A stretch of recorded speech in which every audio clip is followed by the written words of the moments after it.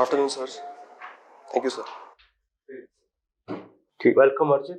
We have to call you Dongre, Archit, Parag, how you pronounce, or Archit. So Archit would be fine. So, welcome, Archit, to the mock interview. Please introduce yourself to the board. So my name is Archit Dongre and I hail from Pune. My schooling happened from Parit Tilak Vidyalaya in Mumbai, and thereafter I did my 12th from Pune itself. Then I pursued my engineering from VIT Vellore, and thereafter, sir, I have been working in an IT company for about a year, 11 months to be precise. Post that, sir, I left my job and I've been preparing for the civil service exam. My hobbies include practicing mindfulness and going to the gym. What is the meaning of your name? So my name means, Archit means something that is to be revered or worshipped. So something that is holy, that would be Archit, sir. So, you are to be worshipped? No, sir. Then what does it imply? Sir, it means that something to be revered as in something that holds certain value. And I feel that as I am right now, I don't deserve to be worshipped. I have to do certain good deeds and maybe gain respect. So, good values are to be imbibed. Yes, sir, definitely. Archit, you are working in a company called Hexaware Technologies. Yes, sir. What this company is doing? So primarily this company is an IT services based company. It provides IT services to different fields, for example, healthcare, banking, finance, even private companies requiring their digital infrastructure to be updated. So we delve into these type of things, sir. And other than that, sir, we help organizations scale up. Scaling up and automating their functions is a big part of providing this type of service. So that is the primary motive of this company, sir. Tell us in a more holistic manner, is it a listed company, unlisted company? What is the share capital and what is the share price presently? Sir, the company was listed company, but due to last year, due to the changes in the board, they had bought back all their shares. So, sir, currently I'm not aware of the price of the share, but yes, sir, it is a listed company. If they have bought back, then it will be listed, or the shares have been now no longer traded on the. Sir, as per the BSc website, the data is not available quite well for this company, so I'm not. So you are working for a year. See, Archit, when you passed out, immediate, of course, at that time, requirement is should get placed in a good company. Yes, you got a placement. What happened that after 1.5 years that you thought of joining the civil service? What was that main particular aspect which made you to go to leave the job and start again preparing?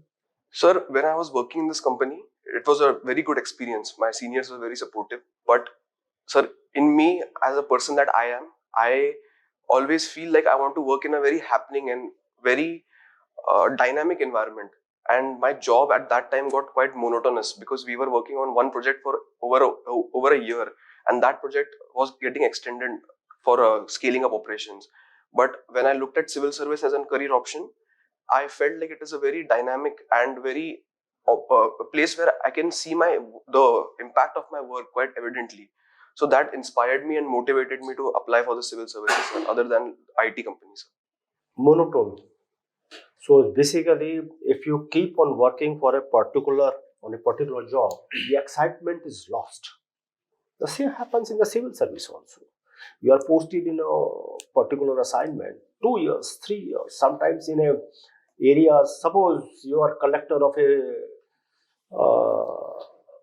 district called Zero. Zero is the last district of Arunachal Pradesh. What all development you think you will be able to bring about there? Sir, with respect to the first question, sir, because of the monotony, sir, the services company that I was working in was quite constricted to technological things and IT sector and computer coding. But sir, with respect to these type of jobs like civil services, the on-ground work that I can do is quite diverse. Sir, and coming to the Zero district, like visualize. Yes, Take us into a fanciful word. How, as a collector, you will be able to bring about some innovative sort of development. Sir, I see this as a very good mix between my background that I bring. Sir, so definitely I would bring in technology as a collector. Sir, the database management systems that we have, that can be used to look at beneficiaries of different schemes. We can bring in transparency and accountability using technology. Even sir, blockchain for that matter has been discussed as a very good platform to enable non-mutable record transmission systems. So other than that, we can look at technological aspects of different social aspects. So for example, water management. These can be looked at from a very scientific perspective as well. So other than that, sir, generating employment, skilling based on technological aspects such as IT or database entry management. These are low-level skilled jobs which can be easily imbibed into people, and they can get jobs and opportunity from this. So their economic well-being can also be looked at. So these are the few things that I would look at as a collective. Archit, blockchain, Yes, sir. this technology you have just mentioned, why can't it be used so that there is a total foolproof, safe financial environment? Your accounts are being hacked, money is being siphoned off, and there is news that almost 78% of the Indian companies have paid money to the hackers. Why blockchain is not that successful? Sir, from my personal experience, I had this conversation with the VP of my company. He told me that when it is about transparency, for example, maintaining insurance records or cases records, blockchain is very well accepted. But when it comes to disclosing companies' personal financial status, companies are quite hesitant to do this because, sir, because once we put the Are the blockchains so-called computers or basically servers are in India also? sir, I'm not aware if they are. What is the policy of the government of India now in terms of the where the servers are to be placed, the data policy? What is the name? Some draft bill has been introduced. Can you tell us the name of that bill? So Data Protection Privacy Act bill that was. What is the status, the current status? How a bill is moved? Sir, the bill is tabled in the parliament, and then discussions have been taking place with regards to different parliamentary committees and panels on this bill.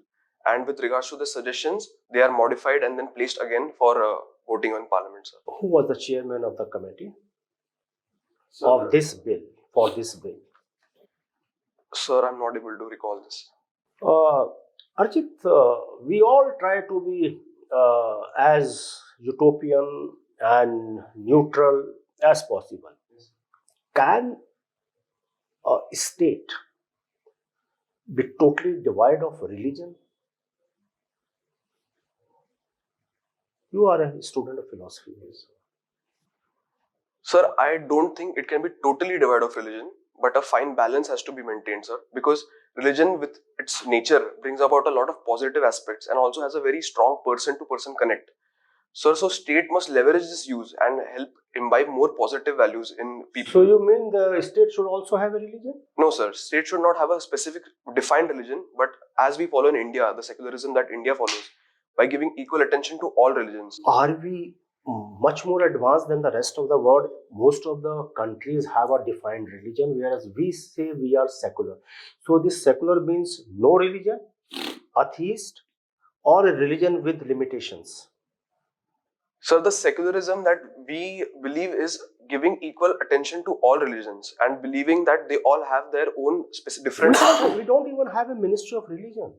How we are giving attention to all religion? Sir, the religion that people follow in India has a very strong community-based bonding, and by different leaders. Community-based bonding, sir. Like different religions have very that strong is a bonding. religion? No, sir, not religion as such, but the utility of that with different communities intermingling with each other. That is the beauty of our country. And by maintaining the fine balance, by not specifically helping a certain religion, but also engaging with all other religions. So that is the beauty of India, and that helps us move forward and be a very diverse country that we are. So I think, sir, yes, we are more advanced in this aspect, sir, than other countries. When the constitution was formed, can you tell us the preamble, the name of how the preamble is read out? Yes, sir. We, the people of India, solemnly swear to resolve ourselves as a democratic, socialist, sovereign republic. Sir, I'm not able to recall it. So you mean, okay, but was secular? No, sir, secular was not part of the original. When it was inserted? Sir, it was inserted during the Indira Gandhi era, sir. I'm not able to recall the date. What amendment? Sir, it was the 42nd amendment, constitutional amendment. Okay. Hello. Archit, Can politics be without religion? Sir, politics has to also maintain a fine balance, sir. I cannot say that it has to be completely bereft of religion, sir, because if politics is about people and people strongly believe in religion, so then at least a certain aspect, sir, at least the positive aspects of religion must be encouraged and used to support and motivate people to vote, sir. So I think politics should have a certain. Be prepared for war if you want peace. This is how sometimes it is defined. Explain us. Sir, this is regarding certain exclusionist policies, sir, with respect to religions. When certain Exclusionist, what do you mean by that? So that means a certain section of people try to instigate other people by saying No, that. America is always prepared for war. That's how it ensured peace all over the world. Sir, war as an Be aggression. prepared for war if you want peace. Sir, war as an aggression should not be the case, sir. War as a defensive policy and self-reliance must be. Defensive or offensive, war itself is always normally offensive. Yes, sir. Sir, but to use that as a way to instigate people to take up more aggressive policies, sir, that I do not agree with, sir. I think it should be more of equality and balance between the thought process of these people who say these things. And sir, regarding with India, with respect to India, be prepared for war, I would say, sir, as a defensive measure, because we do not believe in unilateral aggressive policies. So, sir, I think that is what we should take from this point. Thank you, sir. Archit, Yes, sir. first of all, be relaxed. Yes, sir. You have mentioned that you are going to gym, Yes, sir. but in depth you have not mentioned about it. Is it a new hobby? No, sir. I have mentioned weight training, which I do in the gym. So, What is weight training? so weight training is basically a form of exercise where we use in weights as a resistance to our muscles. So that leads to greater strength and increase in muscle mass. So, sir, I enjoy doing that. That is weight training. What are the benefits of it? Sir, firstly, the increase in muscle mass, it gives a better shape to the body, increases my confidence. Sir, secondly, it increases in strength also, sir. With gradually progressive overloading of weight, I have noticed a greater increase in the strength that I have. Sir, and thirdly, it helps me clear my mind because it is a very good de-stressor for me when I am in a lot of stress. So, sir, I think these three are the benefits that I have seen from weight training. You have done electrical and electronics, Yes, sir. but you are working as a software developer. Yes, sir. How come? Sir, in my electrical and electronics course, I also had a module of machine learning, which I really was interested in at that time. And so with that, I got into coding and programming, sir. And that is how I progressed into an IT company. So that initial impetus came from my electronics and electrical course only, sir. What is the difference between computer science and software engineering? So computer science would be more based on the architecture of the computer, the hardware aspects. Whereas, sir, software is more oriented towards how software is made or the programming languages with related to that, sir. So I think that is the difference between computer and So, software. as a electrical and electronics engineer, Yes, sir. you must have read both. Sir, I have delved briefly into computer science, but more of electrical. Okay. What is Deen Dayal Upadhyay's integral humanism? Have you heard about it? Sir, I have read briefly. What is Antyodaya? Sir, Antyodaya is for the benefit of the poor.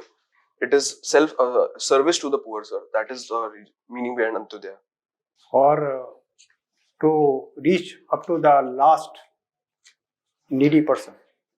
Sir, with helping and service to the others, sir, yes, sir, that also would be a part of it. Reaching the last mile. In your hobbies, you have mentioned practicing mindfulness. Yes, sir.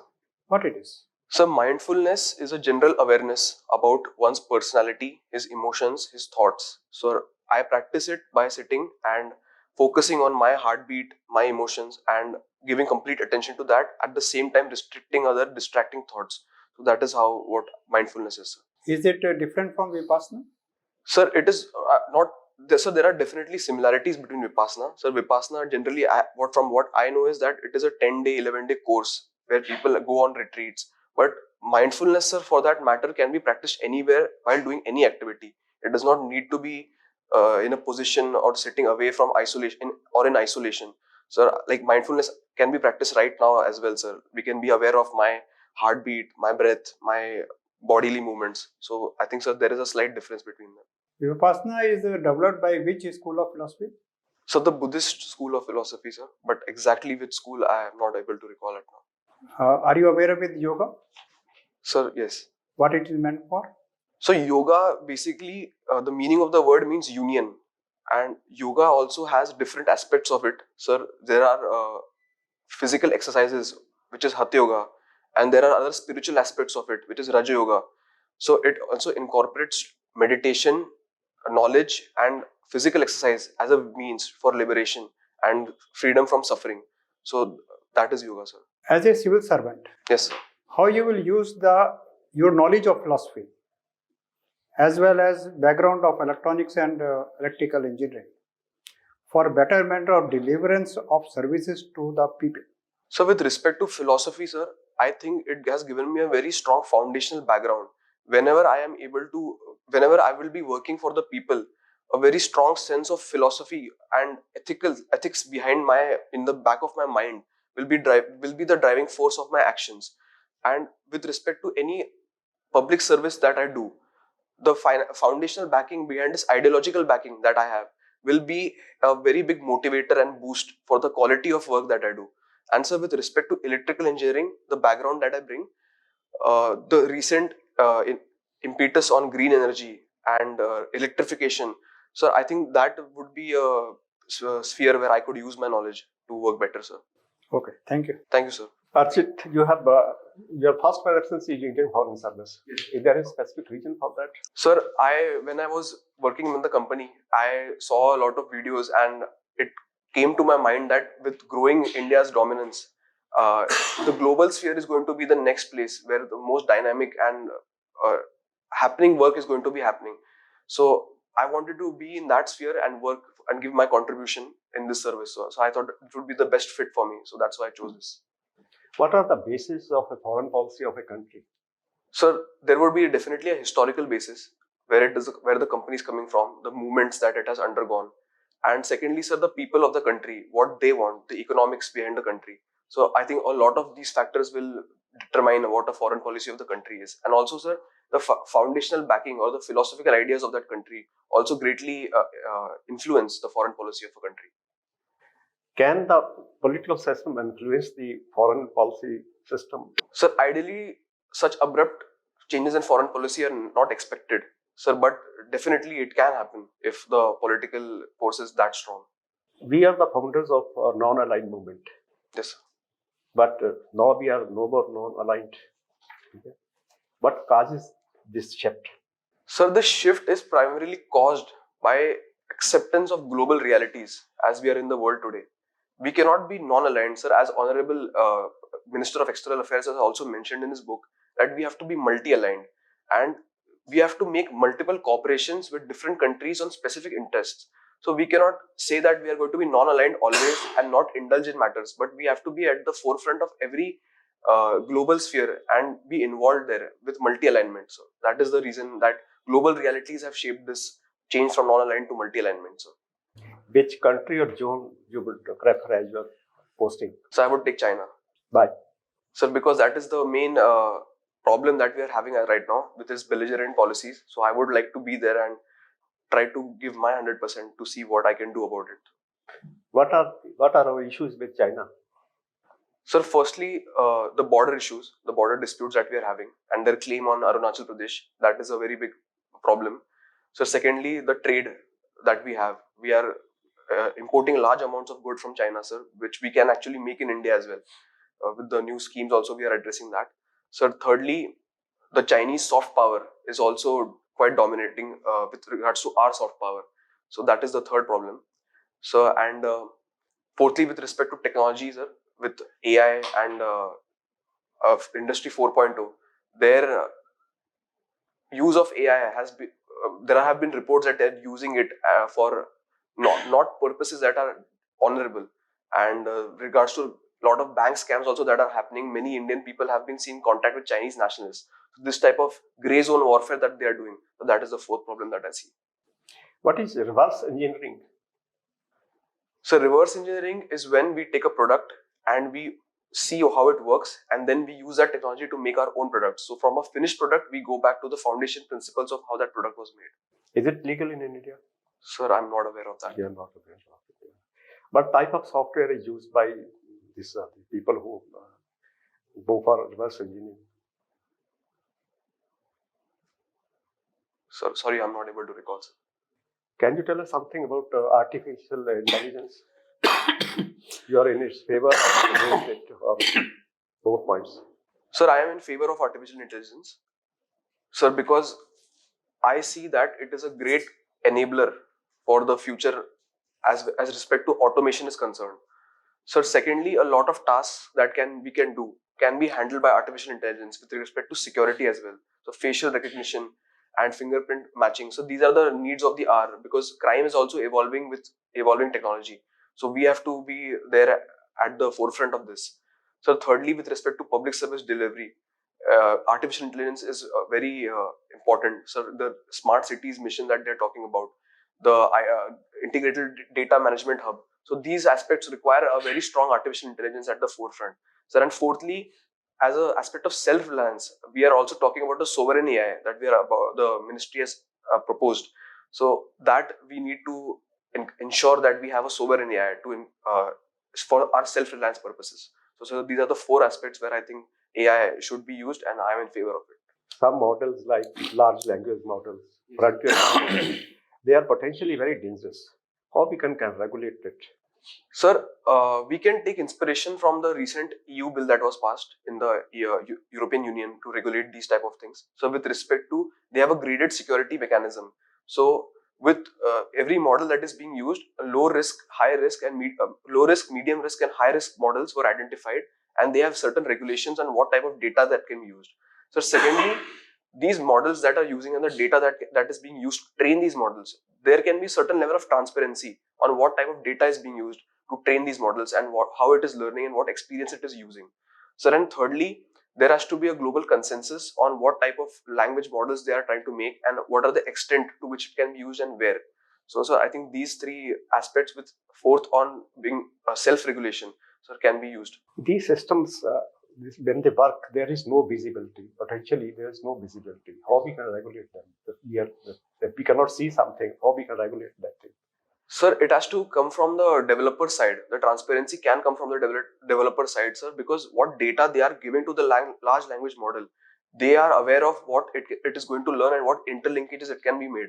So many companies, sir, are hesitant on giving their data and showing what type of training modules they are using. So, sir, certain degree of transparency must come from the company side as well, or the developer side.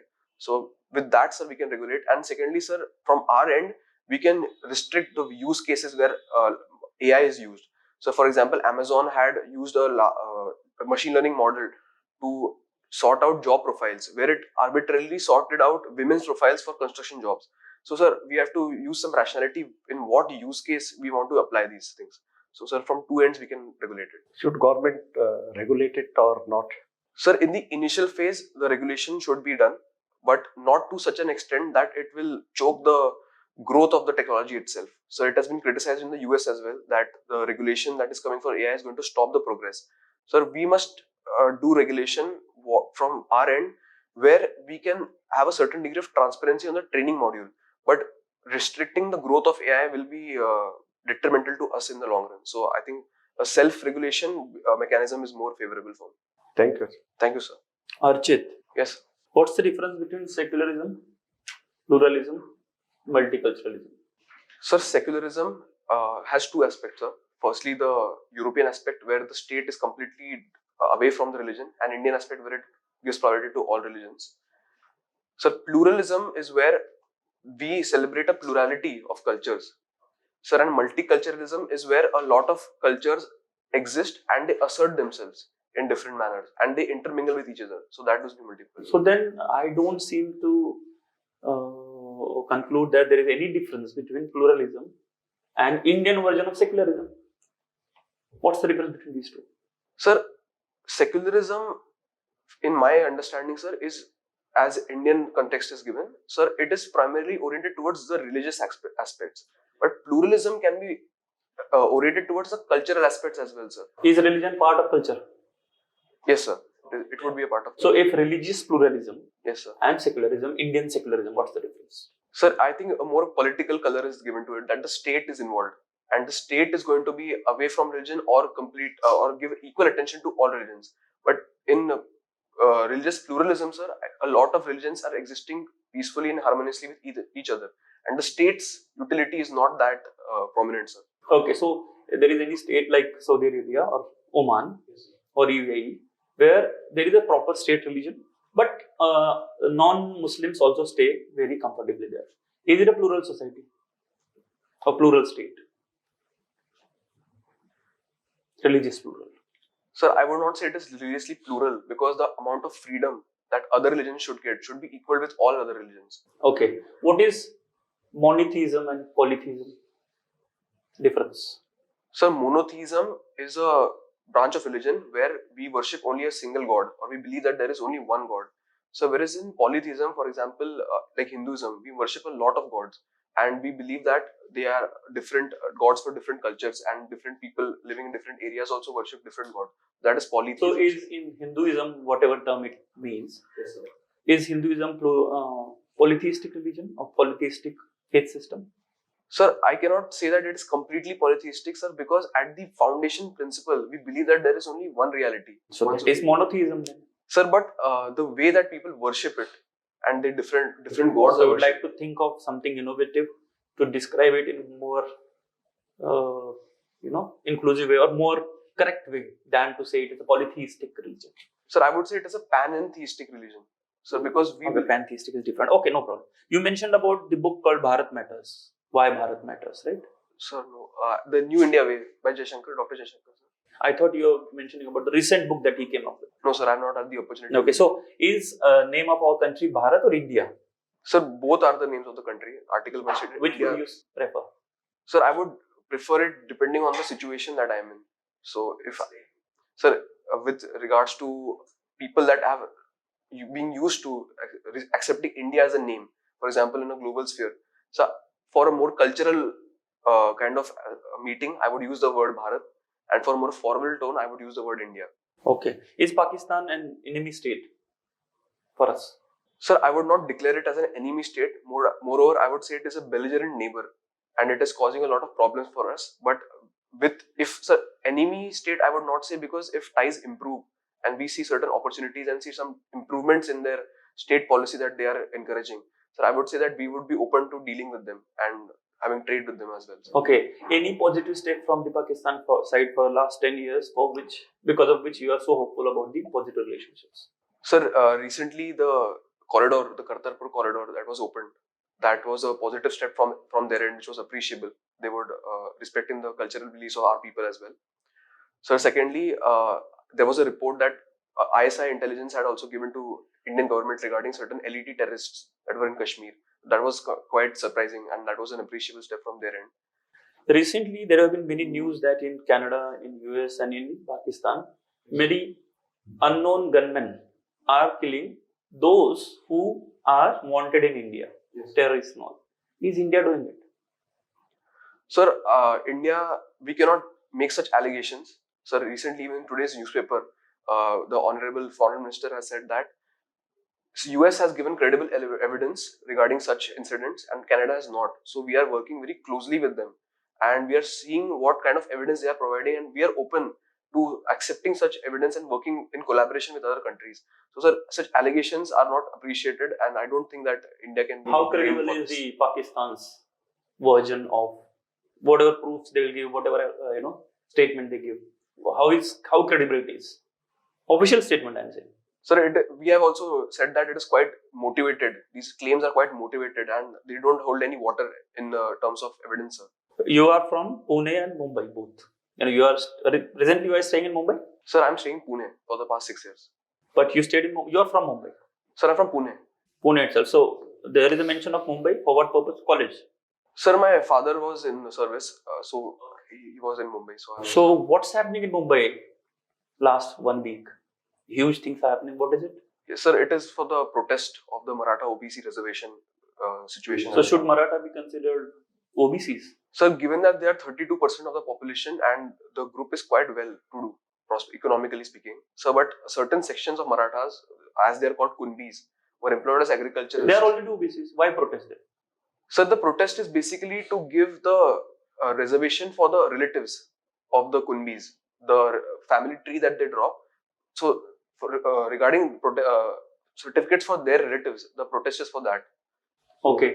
So, you know any factual information about unreserved seats in Maharashtra government? 50% unreserved? It's a 48%. Now 48% because of EWS. How much of that 40%, 48%, considering that as 100%, are actually represented by Maratha community? What's the number? It's why I'm asking this, because this fact was most important pillar for opposing this Maratha reservation. Sir, I will have to look into it. Okay, 85% of the unreserved seats are represented by Maratha community. Thanks. So, in what way they are backward? Sir, we have to look into the matter. Thank you, Archit. Thank you, sir.